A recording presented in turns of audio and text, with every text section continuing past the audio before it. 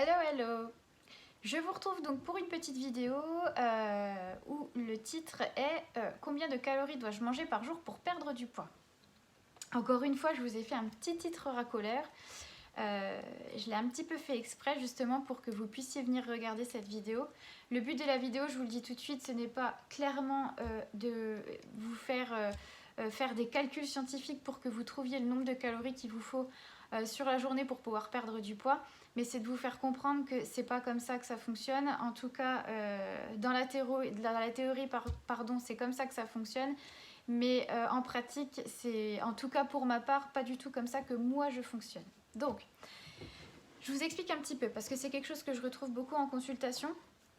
C'est un petit peu la mode en ce moment des applications où en fait on vous fait rentrer votre poids, votre taille, votre activité physique, votre profession, etc. Enfin on fait tout un tas de calculs et puis on vous dit bah voilà, pour perdre du poids vous devez manger tant de calories par jour.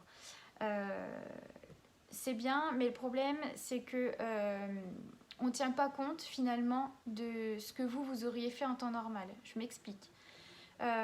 Nous, dans nos études, je vais quand même vous l'expliquer, dans la théorie, effectivement, on nous apprend à calculer un nombre de calories par jour, justement par rapport à votre poids, votre taille, par rapport au métier que vous exercez et par rapport à l'activité que ça vous demande sur la journée, par rapport aussi à votre activité physique.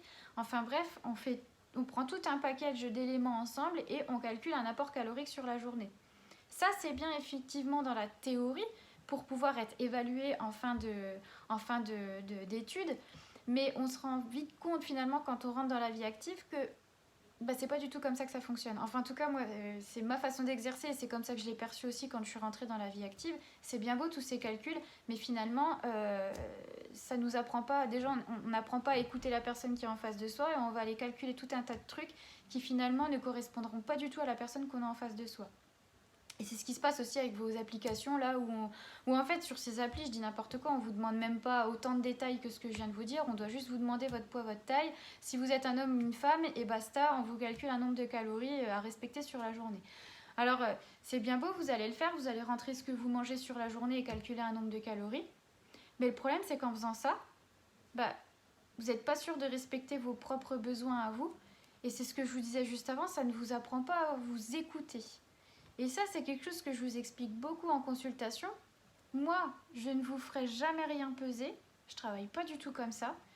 J'essaye de volontairement ne pas vous faire partir sur des quantités précises pour vous forcer à trouver justement la quantité qui va vous convenir. Parce que le problème avec ces applications-là, ou en tout cas quand vous faites un régime à tant de calories et pas une de plus, bah déjà vous allez vous y tenir, donc forcément vous allez vous forcer à manger des quantités qui peut-être ne vous conviendront pas du tout, alors dans les deux sens, hein, qui ne vous conviendront pas, ça se trouve vous allez être affamé, ou à l'inverse qui ne vous conviendront pas et qui vous feront manger beaucoup plus que ce que vous auriez mangé en temps normal.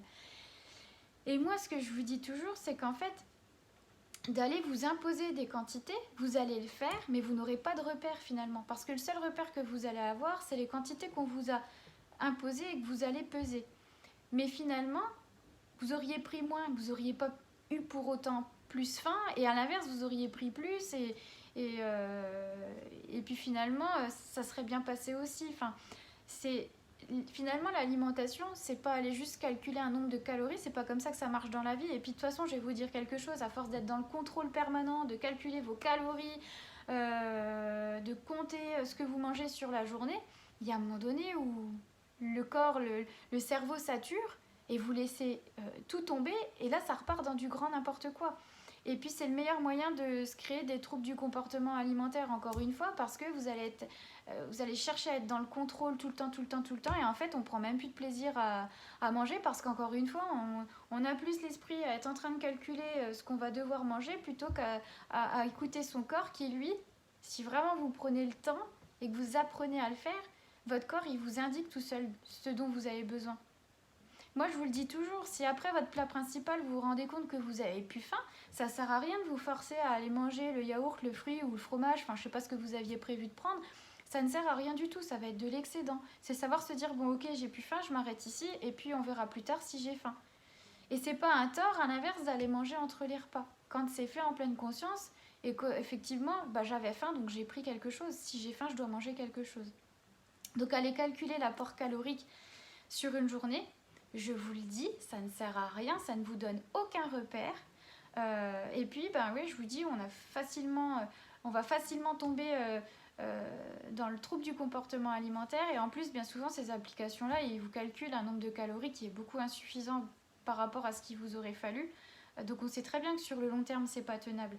Donc, voilà, c'était vraiment pour vous expliquer qu'en fait, au lieu d'être tout le temps dans le calcul, essayez de lâcher prise un petit peu, parce que quelquefois même, finalement, d'être trop dans le contrôle, vous arrivez à ne pas perdre de poids juste parce que vous êtes dans l'hyper-contrôle. Et je vous le dis franchement, hein, quand on lâche prise, ça roule tout seul derrière.